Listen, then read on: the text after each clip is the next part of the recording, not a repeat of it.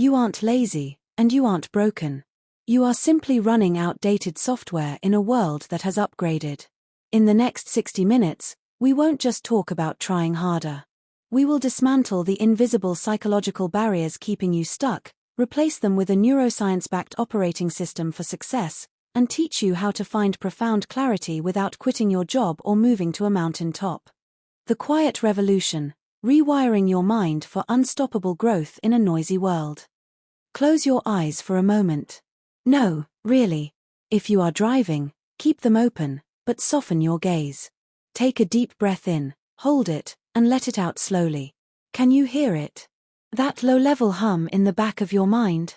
It is the sound of notifications you have not checked, emails you have not answered, the comparison to someone else's highlight reel on Instagram, the worry about tomorrow's meeting, the regret about yesterday's mistake. We live in the loudest era in human history. Not just because of traffic or construction, but because our minds are under constant siege. We are drowning in information but starving for wisdom. We are connected to everyone, yet feeling more isolated than ever. And in this chaos, growth feels impossible. You try to start a new habit, but the noise drowns it out. You try to focus, but a ping pulls you away. You try to believe in yourself, but a voice whispers, "Who do you think you are?" This audiobook is your sanctuary. For the next hour, we are going to turn down the volume on the world and turn up the volume on you. This is not about adding more to your to-do list. It is not about waking up at 4 in the morning or drinking green juice. This is about a fundamental shift in your internal operating system. We call it the Quiet Revolution. Because true power does not scream, it whispers. True growth does not happen in the frenzy, it happens in the stillness. Over the next chapters, we are going to dissect why you feel stuck, explore the neuroscience of how to change, and build a practical framework for a life of intention. You do not need to be perfect to start this journey. You just need to be willing to listen. Let us begin. Why do smart, capable people stay stuck in the same cycles for years? Why do we set goals on January 1st and abandon them by January 15th? The answer is not a lack of willpower. Willpower is a battery, and it drains quickly. The answer is a glitch in your perception. Imagine your brain is a computer. For years, you have been installing programs based on your environment. Don't make mistakes. Stay safe. Don't stand out. Money is hard to get. These are your background processes. They run silently, consuming your RAM, slowing down your processing speed. When you try to launch a new program called confidence or abundance, the old background processes crash it. This is the status quo bias. Your brain is wired for survival, not for growth. To your primitive brain, growth equals risk. Risk equals danger. Danger equals death. So, when you try to start that business, ask for that raise, or go to the gym, your brain hits the emergency brake. It floods you with anxiety, procrastination, and doubt. It is not trying to ruin your life, it is trying to save it. But in the modern world, this survival mechanism is obsolete.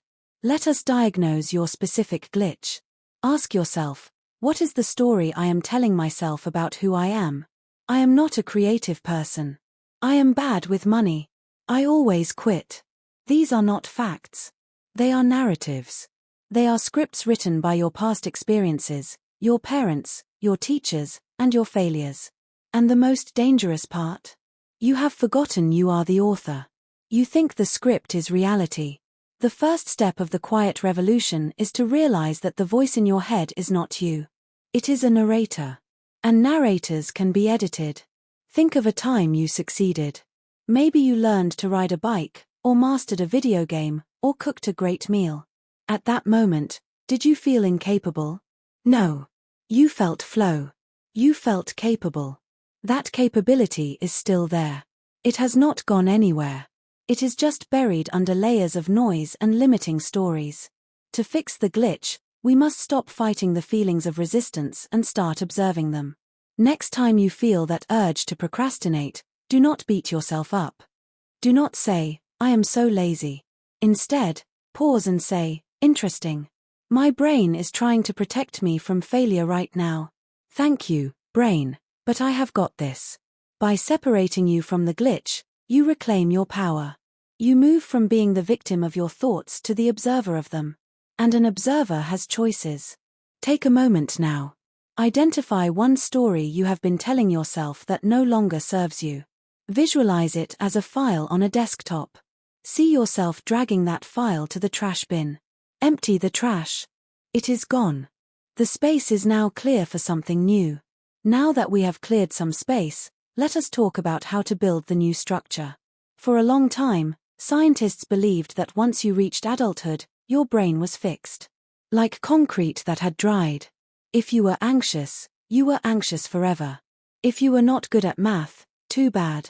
We now know this is false. The brain is more like clay. It is malleable. This is called neuroplasticity. Every thought you think, every action you take, carves a path in your brain.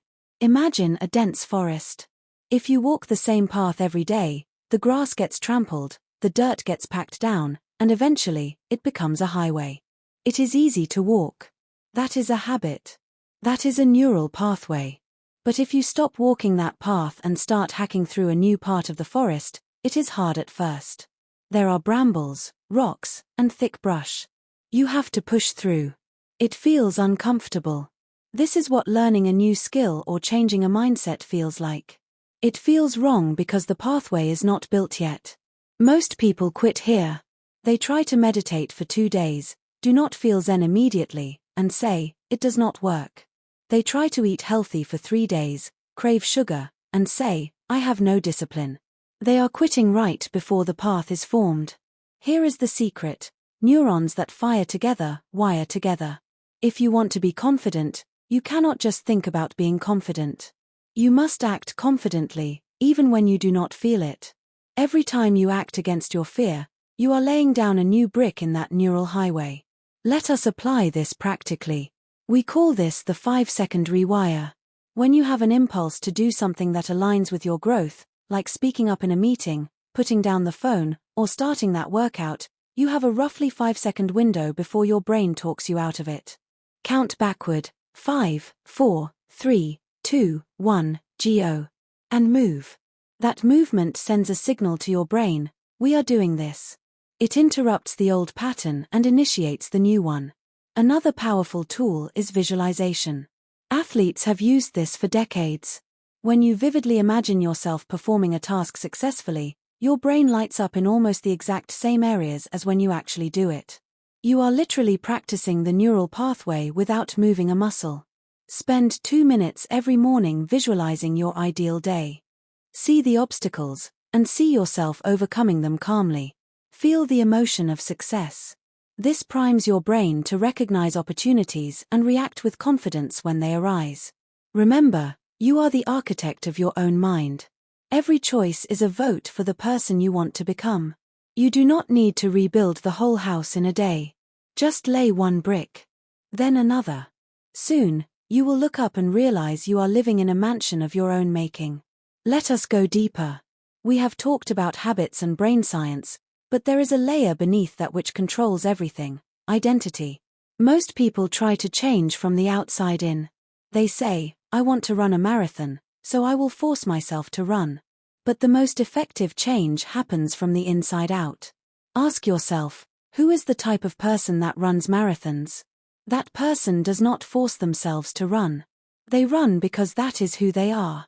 Runners run. Writers write. Healthy people eat well.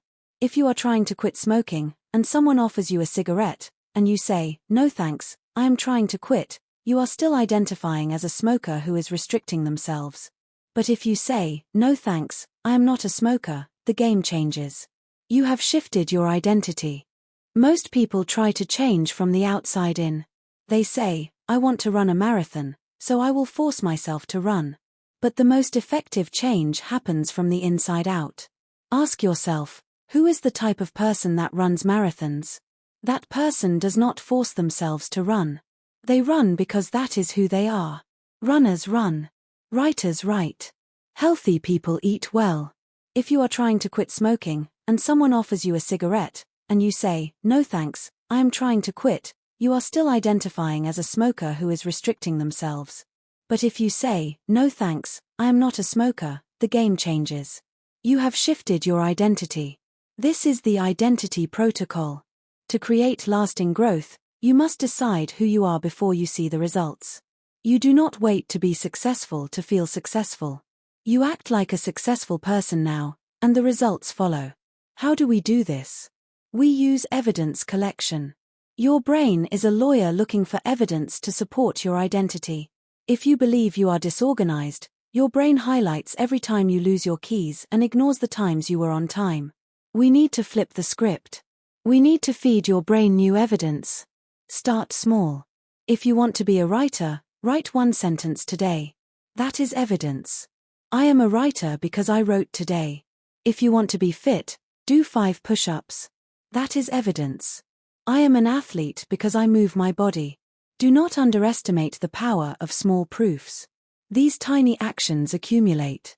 They stack up until the weight of evidence forces your identity to shift. Also, watch your language.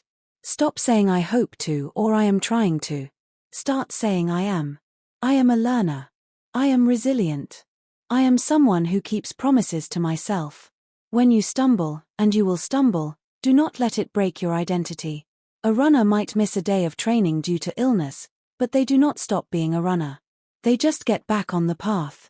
Treat your slip-ups as data, not definitions. I ate junk food today. That is interesting. What triggered that? Okay, tomorrow I return to being a healthy person. Your identity is the compass.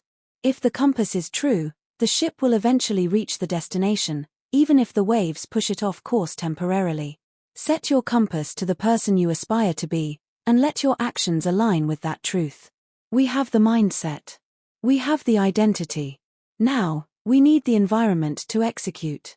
We live in the attention economy. Every app, every news site, every advertisement is engineered by thousands of brilliant people to steal your attention.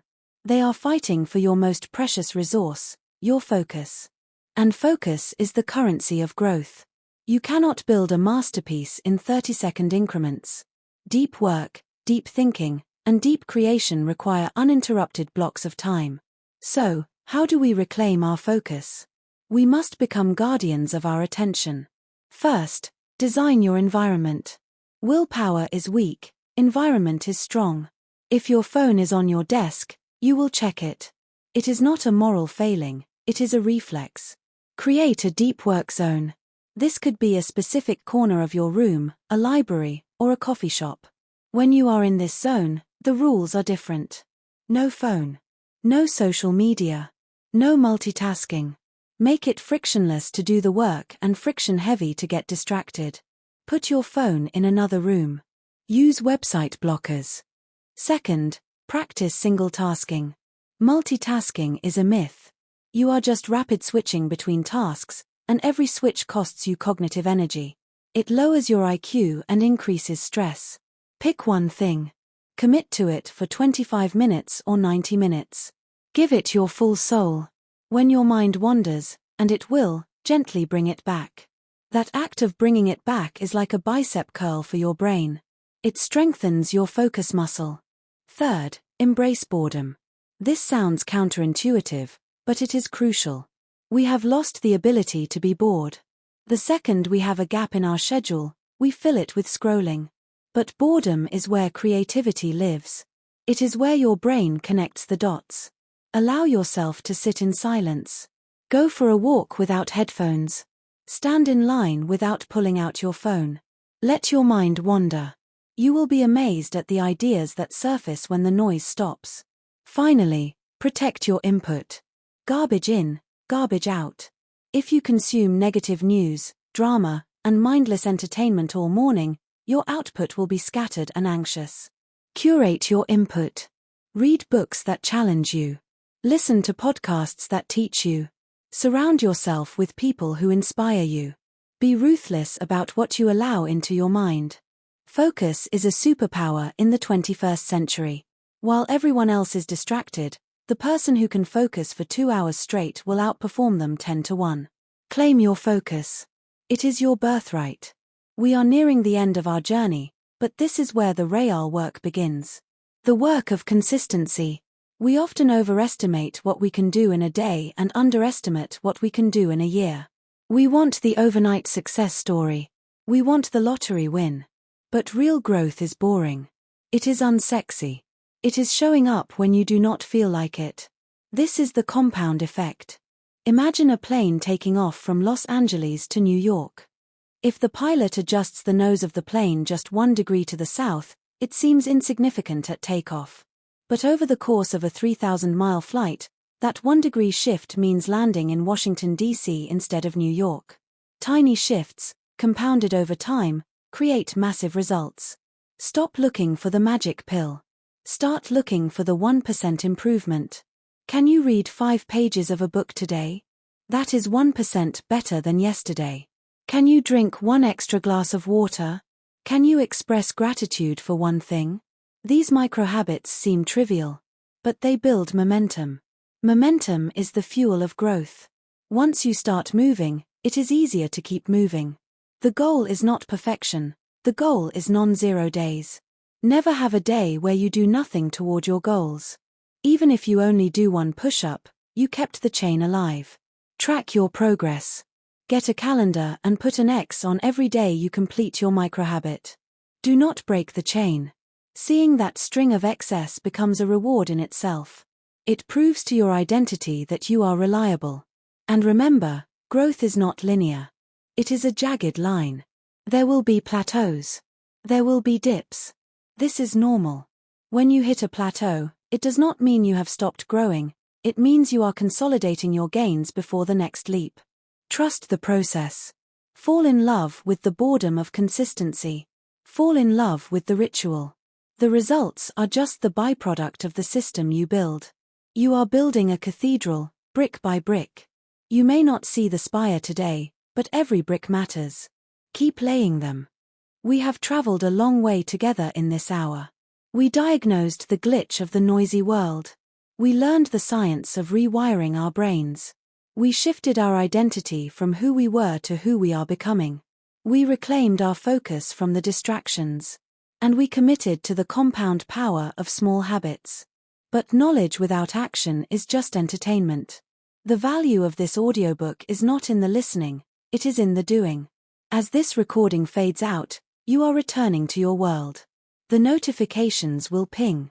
The emails will arrive. The noise will try to creep back in. But you are different now.